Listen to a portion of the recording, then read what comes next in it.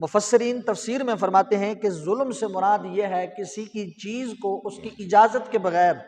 اس جگہ سے اٹھا کر دوسری جگہ رکھ دینا، یہ ظلم۔ جبکہ اگر اس کی تفصیل میں جائیں، تفسیر قرآن مجید کی اگر کھول کر دیکھیں تو اللہ تعالیٰ اس آیت مبارکہ کے ذریعے یہ بات بیان فرما رہا ہے، کسی کے ساتھ زیادتی کرنا، کسی کی چوری کرنا، اس کو مارنا، اس کی بے عزتی کرنا، کسی کا حق دبا لینا، کسی کو دھمکیاں دینا، کسی مسلمان کو ڈرانا، یہ سارے کا سارا ظلم ہے۔ یہ ساری باتیں ظلم کے زمرے میں آتی ہیں۔ اور ظالم کے بارے میں اللہ رب العزت نے ارشاد فرمایا ہے کہ ظالم کے بارے میں اللہ کا یہ قانون قدرت ہے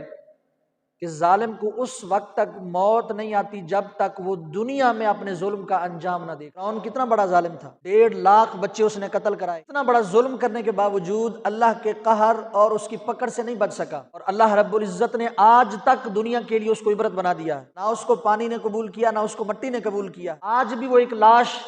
دنیا کے اوپر موجود ہے اور دنیا دیکھ کر عبرت حاصل کرتی ہے۔ کیوں؟ اللہ نے اس کو فرما دیا تھا کہ تیرے ظلم کی سزا یہ ہے، قیامت تک آنے والے لوگوں کے لیے میں تجھے مثال بنا دوں گا، عبرت بنا دوں گا۔ اللہ نے اس کو عبرت بنا دیا۔ مایا رب العالمین، اگر ایک شخص قتل ہو گیا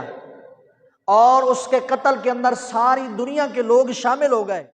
تو اللہ کو کسی ایک کی بھی پرواہ نہیں ہے۔ اللہ اس ایک انسان کے قتل کی وجہ سے پوری دنیا کے لوگوں کو اوندے منہ گھسیٹ کر دوزخ میں ڈال دے گا۔ یہ ظلم کی سزا ہے۔ آپ کے میرے رب اور رب کے پیارے رسول صلی اللہ تعالیٰ علیہ وآلہ وسلم کا یہ فرمان ہے، میرے صحابہ ذرا تم مجھے بتاؤ تو صحیح اپنی زبان میں مفلس اور غریب کسے کہتے ہو؟ صحابہ سے حضور پوچھ رہے ہیں غریب کسے کہتے ہو؟ صحابہ کرام عرض کرتے ہیں یا رسول اللہ ہم تو غریب اس کو کہتے ہیں جس کے پاس درہم نہ ہو، دینار نہ ہو، کھانے کے لیے روٹی نہ ہو، پہننے کے لیے کپڑے نہ ہو، رہنے کے لیے چھت نہ ہو، ہم اس کو اپنی زبان میں غریب کہتے ہیں۔ لجپال کریم نبی صلی اللہ علیہ وسلم نے فرمایا تمہاری بات بھی ٹھیک ہے، لیکن سنو، میری امت کے اندر مفلس اور غریب شخص وہ ہے جو قیامت کے دن اللہ کی بارگاہ میں اس حال میں آئے گا، اس کے پاس نمازیں بھی ہوں گی، روزے بھی ہوں گے، حج بھی کیے ہوں گے، زکاتیں بھی دی ہوں گی، صدقہ خیرات بھی کیے ہوں گے، نامہ اعمال نیکیوں سے بھرا پڑا ہوگا، لیکن اس کے ساتھ کسی کو اس نے تھپڑ مارا، کسی کی اس نے بے عزتی کی، کسی کی زمین پر قبضہ کر لیا، کسی کا راستہ روک لیا، کسی کو ناحق ستایا، قتل کیا، یہ ظلم، یہ زیادتیاں بھی اس کے نامہ اعمال میں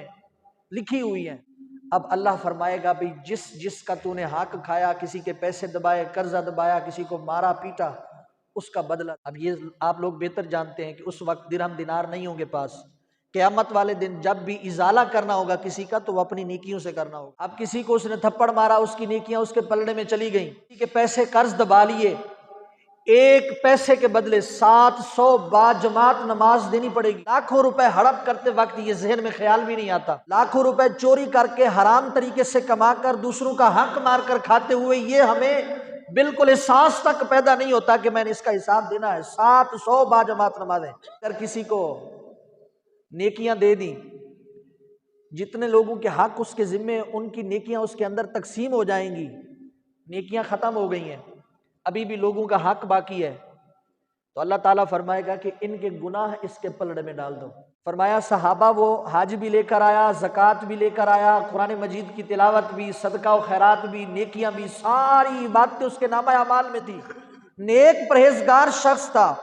مگر ان چند زیادتیوں کی وجہ سے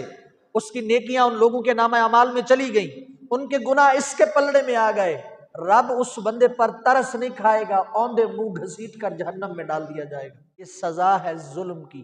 یہ بدلہ ہے ظالم شخص کی ظلم اور زیادتی کا۔ کسی پر ظلم اور زیادتی کرتے وقت یہ سوچ لے آج میں دنیا کے اوپر طاقتور ہوں، میں اس کمزور کو دبا رہا ہوں، لیکن جب رب کی بارگاہ میں میری پیشی آ جائے گی تو اس وقت یہ مظلوم اتنا پاورفل ہوگا جتنا آج دنیا میں میں ہوں، پھر اس کے ہاتھ میں میرا گریبان ہوگا اور اللہ رب العزت اس وقت اس کا پورا بدلہ دے گا۔ اس وقت کی شرمساری سے بچ کر کیوں نہ آج میں اس ظلم سے رک جاؤں، کیوں بدلہ تو دینا ہی دینا ہے۔ نبی کریم صلی اللہ تعالیٰ علیہ وآلہ وسلم نے ارشاد فرمایا قیامت والے دن کوئی شخص اس وقت تک اللہ کی بارگاہ سے نہیں ہٹ سکے گا جب تک کہ وہ اپنے کیے ہوئے اعمال کا حساب نہ دے لے، یہاں تک کہ اللہ اتنا انصاف فرمائے گا اس دن،